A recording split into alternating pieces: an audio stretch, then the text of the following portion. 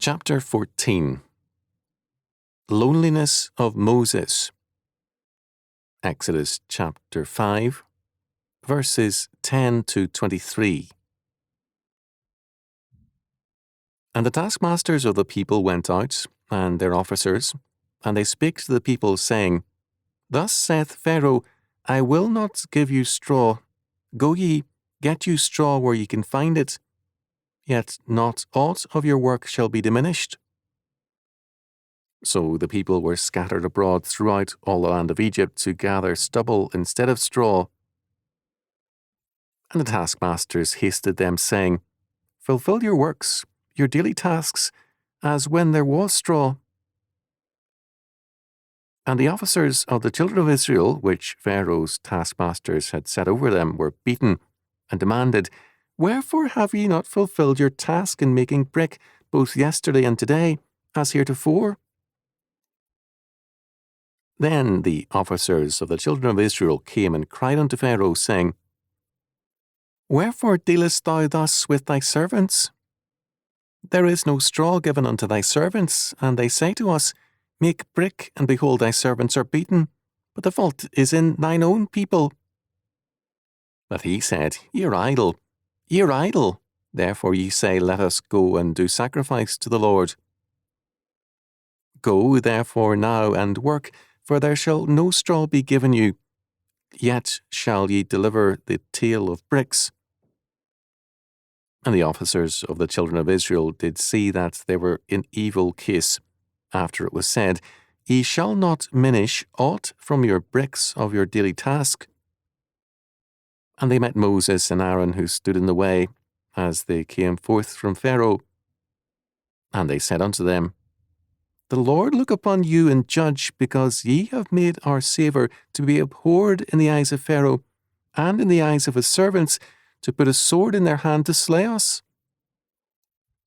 And Moses returned unto the Lord and said, Lord, wherefore hast thou so evil entreated this people? Why is it that thou hast sent me? For since I came to Pharaoh to speak in thy name, he hath done evil to this people, neither hast thou delivered thy people at all. Exodus chapter 5, verses 10 to 23. The initial response of Pharaoh was to increase the work by requiring the Israelite forced labor to collect its own straw to make adobe bricks.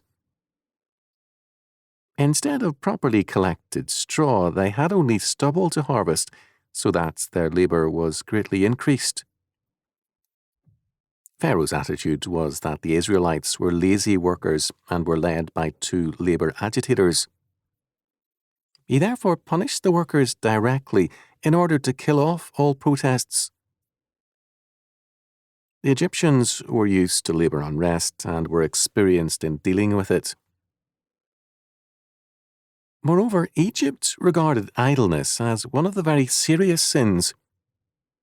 In the judgment of the dead before Osiris, idleness had to be disclaimed. Epitaphs on tombs often absolved the dead of idleness as a way of praising them. To charge Israel with idleness was to declare Israel worthless. This charge of idleness was made to the Israelite foremen. It was common in antiquity to use a subject people's leaders to control them, a practice common into the 20th century. The Nazis used Jewish police in their labor and concentration camps. One of the advantages of such a method was that it deflected criticism, because the coerced labor force could never be certain how much of their task came from their overlords and how much of it from foremen eager to please their superiors. It was for this reason that the foremen went directly to Pharaoh. They had to clear themselves in the eyes of the people. They normally represented Egypt to the people. Now they were representing their people to Pharaoh. We are told in verse 15 that the foremen cried unto Pharaoh. This is the same word as used in Exodus chapter 2, verse 23, when we are told, The children of Israel sighed by reason of their bondage, and they cried, and their cry came up to God.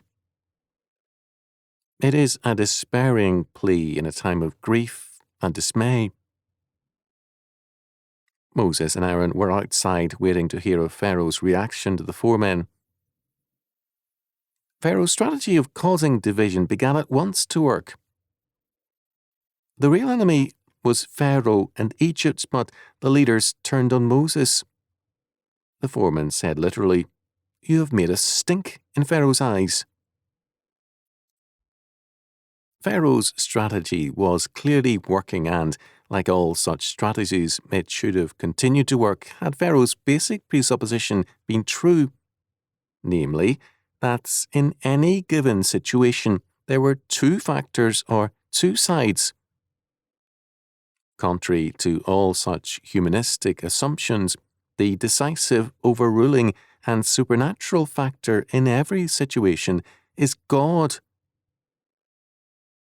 To overlook him is to invite his judgment. When the report on the audience was made to Moses, and when the four men turned against Moses, the reaction of Moses was one of grief. God had warned him that Pharaoh would not agree to let Israel go, but Moses, however prepared for that, was less prepared for his rejection again by his own people. We are told that Moses returned to the Lord. That is, having received his commission from the Lord, he returned now to question its validity. He raises two questions. First, Adonai, Lord, why hast thou brought such grief upon this people? Verse 22. Moses, like so many who pray, wanted easy answers. People too often pray expecting special delivery answers from God with no accompanying change in themselves, their loved ones, their church, their country, or whatever else they pray for. This is why the saying, "Prayer changes things," can be dangerous. Prayer changes us, first of all, and its course can be like an earthquake. For Moses to have expected the confrontation with Pharaoh to result in an easy answer was altogether wrong. Thus, to pray for the salvation of the United States means to pray that God judge us, purge and cleanse us, and then re-establish us in his covenant. Cheap praying is blasphemous. The answer to Moses' question, "Why this grief upon my people?" was that without that grief and much more, there could be no redemption. The humanist in politics expects the passage of a statute to solve a major social problem, when usually the statute compounds the trouble. The humanist in the church expects cheap prayers to set all problems right, and forgets that God works at both ends of every matter. Moses' second question was, "Why is it that thou hast sent me?" That is, given the fact that I am now discredited in my very first move. This fact is very clear. Moses was now a thoroughly discredited leader. Pharaoh had successfully separated Moses from Israel, and Israel had turned bitterly against Moses. This left Moses alone with God. This was God's purpose from the beginning. No credit for the deliverance would go to Israel. Only shame. No credit would go to Moses, who complained step by step about God's ways. All the glory would be God's, and in the process, Moses would be hardened for leadership. He would also be schooled to look Godward, so that he would see the hope of the people in God's covenant grace and law. The people rejected both Moses and the God of Moses. They used the very name of God, verse 21, to damn Moses and Aaron. They thereby said, in effect, that our God wants us to reconcile ourselves to defeat and slavery.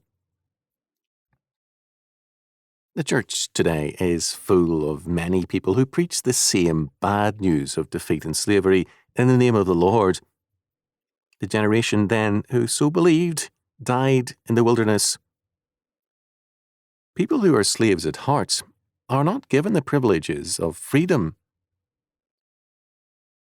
The present generation is so deeply involved in slavery that it cannot understand its meaning. Slavery is damned even as it is pursued by men, and freedom is called slavery because freedom means problems. Slavery is the risk-free life. It means full employment, total care by someone else, and cradle-to-grave security. Freedom means problems, losses, and constant risks, but it also means the possibility of success and prosperity. The immigrants who came to the United States during the years of slavery lived in conditions far worse than those of slaves, but they had the freedom to advance themselves, and they did. The modern lust for a risk-free life is an invitation to enslavement.